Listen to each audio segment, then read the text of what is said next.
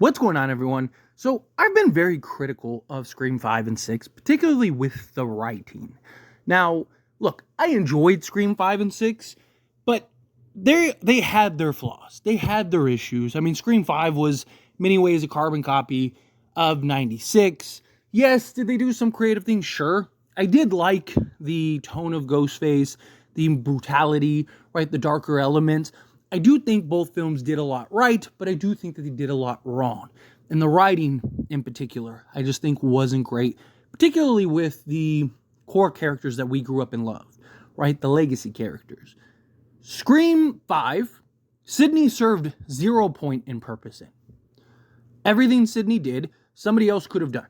There was no real rhyme or reason for Sidney to be in there. You established a story plot of her having a family and then went nowhere with that. And then Sidney ends up showing up at the end and puts the tracker on and then immediately turns and looks at Gale and goes like, oh, hey, I learned it from you. And then at the end, everything that she did as far as like helping to take down Ghostface, we knew in hindsight Mindy was alive and Mindy could have been the hero. That would have made a ton of sense given the way that the movie was portrayed as this like callback to Scream 96, because originally Randy was supposed to be the hero. Originally Randy was supposed to be the hero and get the girl. And they thought it'd be a little weird that like Sidney's boyfriend just turned out to be a psycho killer, died, and then Randy's immediately, swooping in like, what's up? Like, so that would have been a great element. And then Scream 6, what was the point of Gale? Why was Gale in that film? There served 0 purpose. The only thing she did that entire movie was discover the shrine room, and Dermot Mulroney's character, Detective Bailey, says that he was going to reveal it. She just beat him to it. So even the one point that you made as like what she did as this great reporter was irrelevant. Like if Gale discovering the shrine room through a wrench and Detective Bailey and the Bailey family's plans, now we're talking, right? Now she served a purpose. Now she actually had a point to be in the film. And then you have this attack and you tell us off, like, basically as a throwaway line through Mindy that she survived. Like, it's just little things like that. Even Dewey, right? Like, his entire story, just him and Gale, just, it didn't add up. It didn't make sense. Go look at the history of Scream. It's like these writers never watched Scream before, right? Like, Dewey would walk through hell and high water for Gale. Gale was always the one that ran. Gale was always the one that left. Gale was always the one that, was chasing greener pastures, 60 Minutes to all that stuff, right? She was the one that couldn't stand Woodsboro. Scream 4, she was dealing with issues of like, writer's block and being this like stay-at-home housewife, and she just was miserable. You could have easily tied into that, had the connection tie into Scream 4, and then just ran with it. But no, it's just like, it's like time and time again, this just continues to not make sense. And now, this is supposed to be a Gale and Sidney movie. Okay, I am somebody in the camp of, I think that they should move off of the legacy characters and kind of go a new direction, because it's like, at what point does it kind of become repetitive? At what point does it kind of become unrealistic?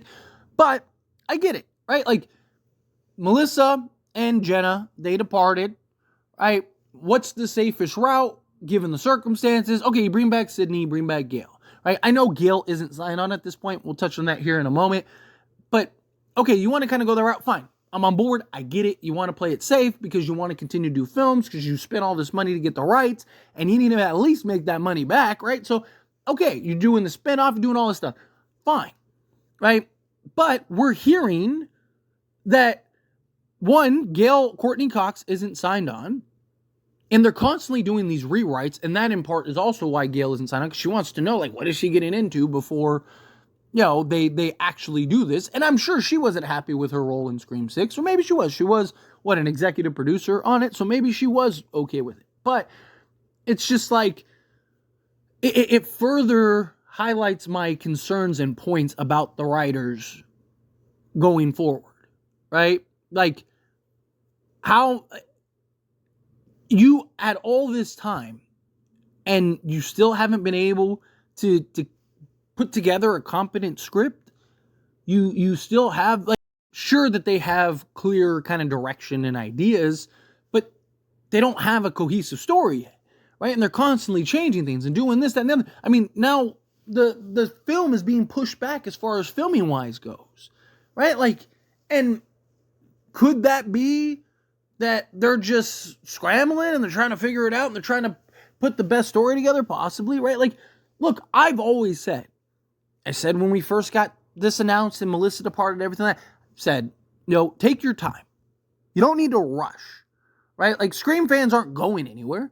If this movie doesn't come out till 2026 or 2027, like, it's fine. Like, no one's going to be like, oh, man, I would have watched the movie in 2025, but 2026, I'm not. Like, no, if you're going to watch the movie, you're going to watch the movie. Like, take your time. Give us the best film. Give us the best story. Flush out whatever you need to flush out, right? I'm okay with it, but we got word that this was ready to go. We got a filming date. We know that they scheduled, the filming and stuff like all these things that, okay, they must have their stuff together, right? Now, there were reports that they had to do a rewrite when Melissa left. Okay, that made sense, right? Because you had an original idea, you had an original story, and that just went out the window, right? But then it's like, now it's been months. Kevin Williamson's at the helm, stuff like that. Okay, Kevin probably came in and said, hey, I want to change a couple things, right? But now we're like, it'll be a year by the time they actually have the script run. And it's like, what have you been doing all this time, right? If the previous two films showed their writing degree and showed that, like, hey, these writers know how to write a Scream film, then there would be the confidence. I wouldn't feel the way that I feel about, hey, this seems like it's already becoming a mess, right? But when your track record has been basically rewriting Scream 96, because it's what they did, and then in Scream 7, basically doing a different version of Scream 2, right? It's like, again, what are we doing here? Can we get some creative ideas? Are you having that much struggles? If you can't write a Scream movie, that's fine. Depart and get somebody that can. They're supposed to be doing this Kirby spinoff, right? Which, okay, fine. Like, they've been talking about doing a series for 10 years now, right? Like, it's been forever. And I'm all for doing these series. I'm all for kind of creating these various Kirby series, and then maybe doing another series that kind of builds characters maybe for future films, stuff. I'm all for that, right? I'm never going to complain about more Scream. Give me all you can, right? I will take as much Scream as you're willing to throw at me. But I also want quality. I also want good stories. I also want good direction. I want good characters and character development. There was no, what characters were truly developed in the last Scream film? Dude, Sam's character was so bad, the consensus was, get her out of these franchises. Get her out of this franchise. She's not the final girl, right? Like, she's terrible. Now, people kind of came around in Scream 6, and look, I even defended Melissa and Sam as a character, but she wasn't this great character, right? It's just, I understood kind of the direction that they were trying to go with it. It didn't hit, right? So, and then beyond that, we've had two films with Sam, Tara, Mindy, and Chad. Who's Chad? Like, what is Chad? Like, you don't know anything about Chad.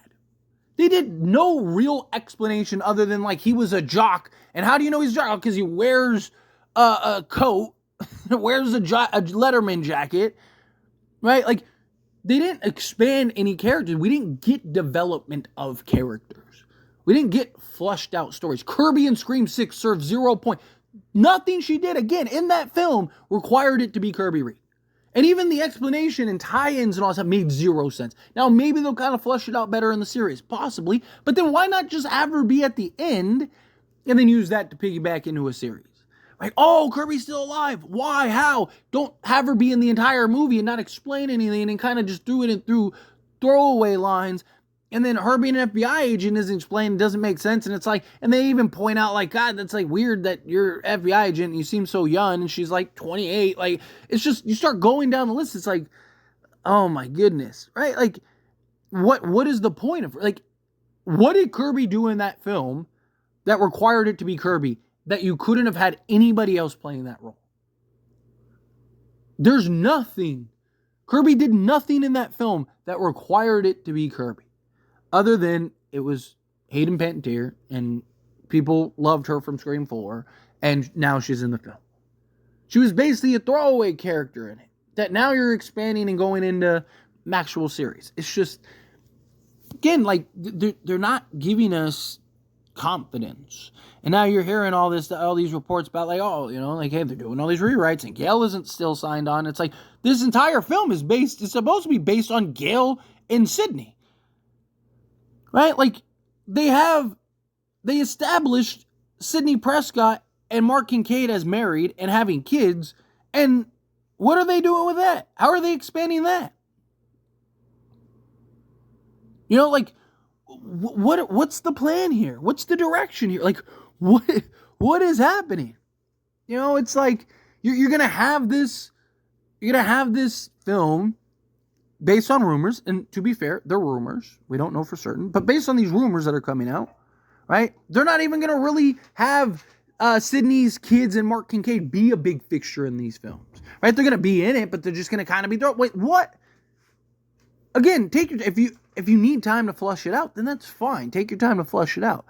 But give us a good quality. But I have this, like, dread almost that, you know, I'm gonna get that, or we're gonna get to Scream 7, and we're gonna have all these rewrites, we're gonna have all this stuff, and then we're gonna get to the film, and it's gonna be like, oh, here we go, right? Writing wasn't great again. Characters didn't really make sense. There's no really development. Mark Kincaid shouldn't even have been in the film, right? Sydney's kids shouldn't even have been in the film. It's just, I feel like we're just going to kind of go down this list, and it's going to be a mess again. But anyway, as always, this is a discussion. Pass question on you. Let me know your thoughts and opinions down in the comments below. What do you think? How do you feel? What are your thoughts? Do you agree? Do you disagree? Do you have concerns about the writing as well? Again, however you feel, whatever your thoughts are, I'd love to hear it. So let me know down in the comments below. That being said, if you haven't liked this video, hit that like button. Helps me a lot. Lets me enjoy these types of videos. Truly appreciate it. Not subscribe channel. What are you doing? Hit that subscribe button. Turn on the bell notifications. Appreciate y'all. See you in the next one. Thank you.